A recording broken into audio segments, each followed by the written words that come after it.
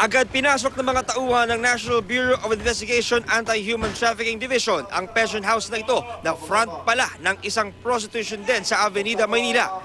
Sa loob ng mga kwarto, nasagip ang 6 na babae, 2 ay minor de edad.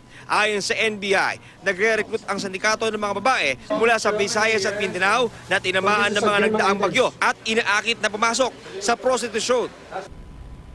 Kita rin sa surveillance video ng NBI ang paggamit ng droga ng mga parokyano na ibinenta sa kanila ng mga operator bago isagawa ang pang-aabuso sa mga biktima.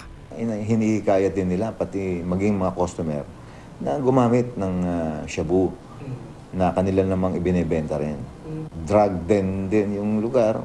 Arestado ang 9 na sangkot umano sa operasyon ng prostitution at drug den. Mariin nilang itinanggi ang akusasyon. Operator daw kayo sir ng prostitution house. Di po sir, di po sir. Di po.